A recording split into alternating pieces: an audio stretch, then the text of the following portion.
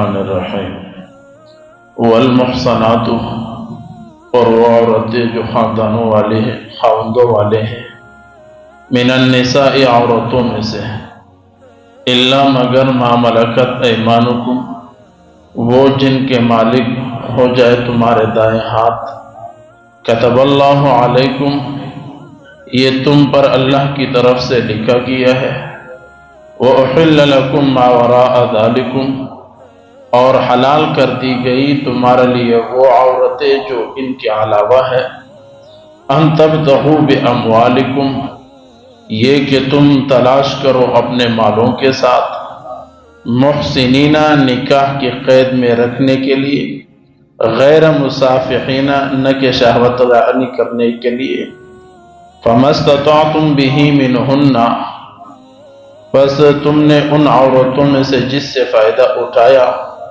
فَآتُوهُنَّ أُجُورَهُنَّ فَرِيضَةً، بس تم دو ان کو مہر ان کے جو مقرر شدہ ہے، وَلَا جُنَاحَ عَلَيْكُمْ، اور کوئی گناہ نہیں ہے تم پر، فِيمَا تَرَاضَيْتُمْ بِهِ مِن بَعْدِ الْفَرِيضَةِ، اس چیز پر کہ جس پر تم راضی ہو گئے ہو مہر کے مقرر کرنے کے بعد، ان اللہ کان علیما حکیما، بے شک اللہ تعالی ہے جاننے والا اور حکمت والا۔ سورۃ النساء کا آیت نمبر 24 ہے۔ کل کے درس تک ہمارے 4 پارے درس کے مکمل ہو چکے ہیں۔ آج 5ویں پارے کا پہلی آیت ہے اور سورۃ النساء کا آیت نمبر 24 ہے۔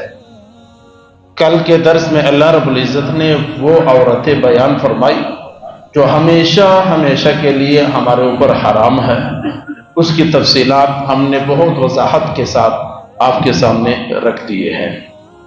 آج اللہ رب العزت ان عورتوں کو بیان فرماتے ہیں جو عارضی حالات میں تمہارے اوپر حرام ہے، بعد میں حلال بھی ہو جاتی ہے۔ وہ کون سی عورتیں؟ فرمایا والمحصنات، وہ عورتیں ہیں جو خاوندوں والے ہیں، من النساء، عورتوں سے۔ آدمی کے نکاح میں خاتون ہے تو وہ تمہارے اوپر حرام ہے۔ جب وہ آدمی مر جائے گا یا طلاق دے دے گا، عدت گزر جائے گی، وہ عورت تمہارے لیے حلال ہے۔ یہ محصنات حصن کہتے ہیں قید میں، تو آدمی کے قید میں ہوتی ہیں، اس کے گھر کے اندر ہوتی ہیں، جب اس سے آزاد ہوگی تو آپ کے لیے حلال ہو جائے گی۔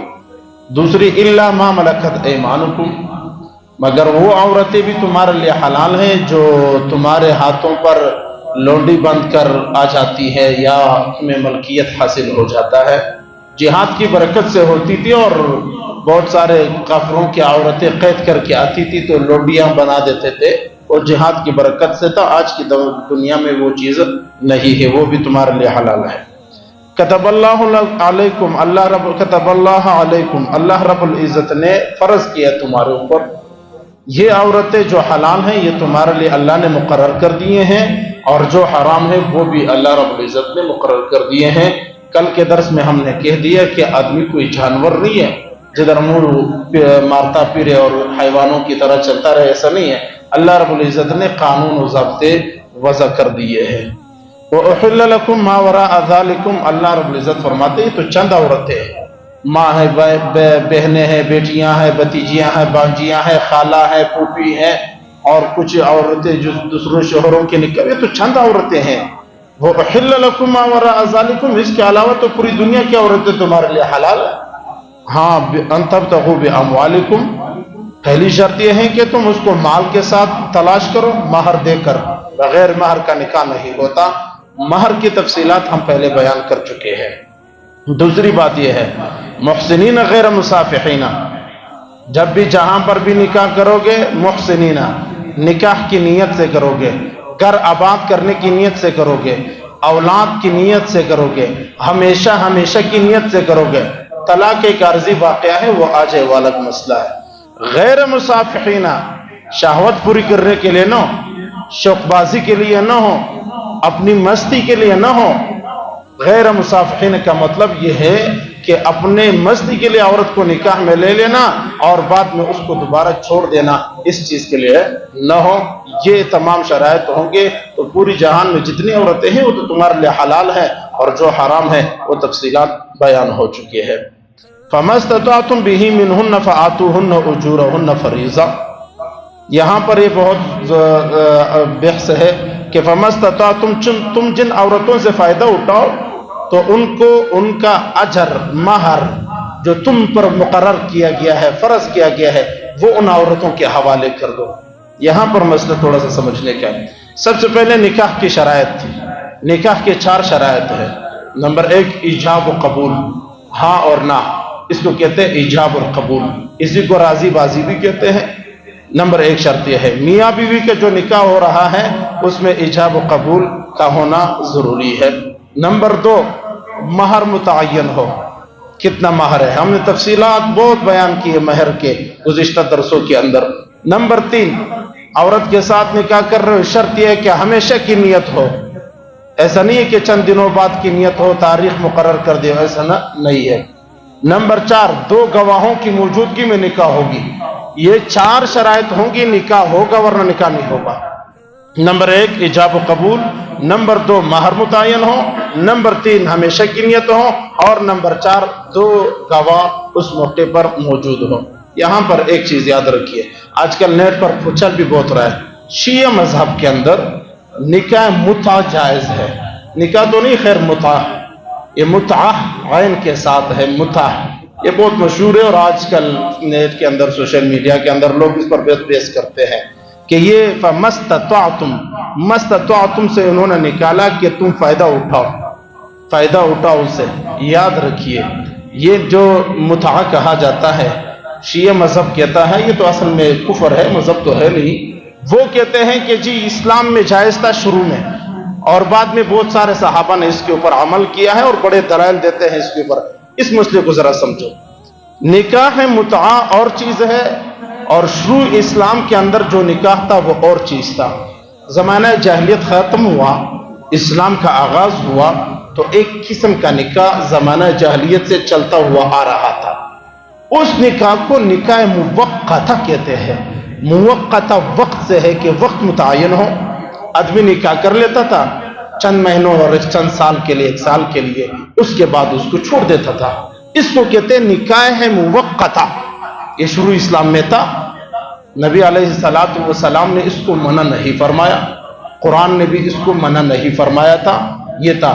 لیکن نکاح موقتہ جو تھا، جو وقت کے ساتھ تھا، اس کے اندر بھی 3 چیزیں موجود تھی، گواہ ہوتے تھے، اور اسی طرح سے جو ہے نا ولی کا اجازت ہوتا تھا، اور پھر بغیر طلاق کے چھوڑ دیتے تھے، 1 حیض یعنی 1 مہینے تک اس کا انتظار کیا جاتا تھا۔ یہ تمام چیزیں ہوتی تھی، نکاح موقتہ جس کو کہتے ہیں۔ نکاح متعہ نہیں تھا، یہ جو متعہ ہے یہ زنا ہے، سراسر اسلام کسی بھی مذہب میں جائز نہیں۔ وہ شیعہ جو کہتے ہیں، وہ کہتے ہیں کہ انسان اپنی شہوت پورا کرنے کے لیے، خواہشات پورا کرنے کے لیے 1-2 دن کے لیے، 1-2 مہینے کے لیے، 1-2 ہفتے کے لیے اگر کسی عورت کو اپنے پاس رکھے، بغیر گواہوں کے، بغیر مہر کے، بغیر ولی کی اجازت کے، بغیر طلاق کے، وہ اپنے پاس رکھ کے شہوت پوری ہو تو اس کو چھوڑ دے، اس کو کہتے ہیں یہ لوگ نکاح متعہ۔ اور کہتے ہیں کہ اس کا حضرت ابن عباس رضی اللہ تعالی عنہما قائل تھے۔ یاد رکھیے پہلی بات یہ ہے، حضرت ابن عباس رضی اللہ تعالی عنہما شروع میں اس کو پتہ نہیں تھا کہ نکاح متعہ کیا ہے، نکاح موقتہ کیا ہے، نکاح متعہ نہیں، موقتہ کیا ہے۔ انہو رجع، مسلم شریف میں روایت ہے کہ حضرت ابن عباس نے اسے رجوع کر لیا اور کہا یہ کیا ہے۔ خود ترمذی شریف کے اندر موجود ہے کہ جب سورۃ المؤمنین کی آیت نازل ہوئی، اس کے بعد حضرت ابن عباس رضی اللہ تعالیٰ عنہ نے فرمایا کل فرج سواہما فہو حرام، کہ اس عورتیں جو بیان ہوئی قرآن میں، ان عورتوں کے سوا تمام عورتیں ہم پر حرام ہے، یہ ہمارے لیے برابر ہیں۔ یہاں پر یہ بھی موجود ہے۔ اس کے علاوہ حضرت علی رضی اللہ تعالیٰ عنہ غزوہ خیبر میں، یاد رکھیے غزوہ خیبر سے گدھے کا گوشت کھانا بھی حلال تھا، غزوہ خیبر میں گدھے کا گوشت حرام ہوا۔ اور اسی طرح حضرت نبی پاک صلی اللہ علیہ وسلم نے، حضرت علی سے روایت موجود ہے، ان رسول اللہ صلی اللہ علیہ وسلم نہا عن متعۃ النساء، کہ نبی علیہ السلام نے ہمیں عورتوں کے متعہ سے منع کیا ہے۔ تو بہت سارے دلائل موجود ہیں، کوئی حضرت ابن عباس اس کے قائل نہیں تھے۔ یہ جو نکاح متعہ ہے جس کو ہمارے لوگ بھی بہت سارے وہ کرتے ہیں، یہ متعہ نہیں ہے، نکاح موقتہ شروع اسلام میں تھا۔ حضرت ابن عباس نے بعد میں سمجھا اور حضرت ابن عباس نے بھی اس سے رجوع کیا۔ متعہ شروع سے ہی زنا تھا اور آج تک ہی زنا ہے، اس کا اسلام سے کوئی تعلق نہیں۔ اس آیت سے وہ لوگ اس چیز کو پیش کرتے ہیں فَمَا اسْتَطَعْتُمْ بِهِ مِنْهُنَّ فَآتُوهُنَّ أُجُورَهُنَّ فَرِيضَةً۔ پہلی بات ایک چیز عقلی طور پر بھی ہم دیکھیں، چند دنوں کے لیے، چند گھنٹوں کے لیے جو آدمی نکاح میں کسی عورت کو لے لے، وہ نکاح میں نہیں، زنا میں کسی عورت کو لے لے، اس سے تو نسب ثابت نہیں ہوتا۔ عقل کیسے تقاضا کرتا ہے؟ یہ کیسے نکاح ہے جس سے اولادی ثابت نہیں ہوتی؟ بھائی ایک عورت ایک مہینہ آپ کے پاس، ایک مہینہ دوسرے کے پاس، ایک مہینہ تیسرے کے پاس، ایک مہینہ چوتھے کے پاس، اس کا کیسے اولاد ثابت ہوں گے؟ نہیں ہو سکتے۔ نمبر دو، اس کا میراث کیسا ہوگا؟ وہ کس کا ہے؟ اس کی بیوی ہے، اس کی بیوی ہے، اس کی بیوی ہے، اس کے ہے، یہ جو اس کے بچے ہیں یہ اس کے ہیں یا اس کے ہیں، میراث کدھر سے ہوگا؟ لہٰذا یہ تو عقل بھی اس چیز کا تقاضا نہیں کر رہی۔ متعہ کا اسلام کے اندر کوئی حیثیت نہیں ہے، لہٰذا متعہ کے اندر مہر بھی نہیں ہوتا، ولی کی اجازت بھی نہیں ہوتا، گواہ بھی نہیں ہوتا۔ یہ کون سا عقل یہ تسلیم کرتا ہے کہ عورت اپنے من پسند کی جہاں پر بھی دل چاہے، جدھر بھی دل چاہے؟ اور آج بہت سارے ہمارے مسلمان بھائی اس پر عمل پیرا کہ جی نکاح متعہ اسلام میں تھا، کوئی اسلام میں نہیں تھا، نکاح متعہ زنا ہی ہوتا ہے۔ نکاح موقتہ شروع اسلام میں تھا، خیبر میں، غزوہ اوطاس میں، غزوہ تبوک میں، ان تمام غزوات کے بعد نبی علیہ السلام نے حرام فرما دیا ہے اور نبی علیہ السلام نے اس کو ناجائز قرار دیا ہے، کوئی ایسی بات نہیں ہے۔ وَلَا جُنَاحَ عَلَيْكُمْ فِي مَا تَرَاضَيْتُم بِهِ مِنَ الْفَرِيضَةِ۔ اللہ فرماتے ہیں کہ جب میاں بیوی کے درمیان مہر مقرر ہو گیا ہے، اب اگر دونوں آپس میں مل کر راضی ہو جائے، بیوی کچھ مہر شوہر کو معاف کر دینا چاہے اپنے رضامندی سے، یہ بات ممنوع نہیں ہے اور یہ کر سکتا ہے۔ ان اللہ کان علیما حکیما، بے شک اللہ تعالیٰ علم والے اور حکمت والا ہے۔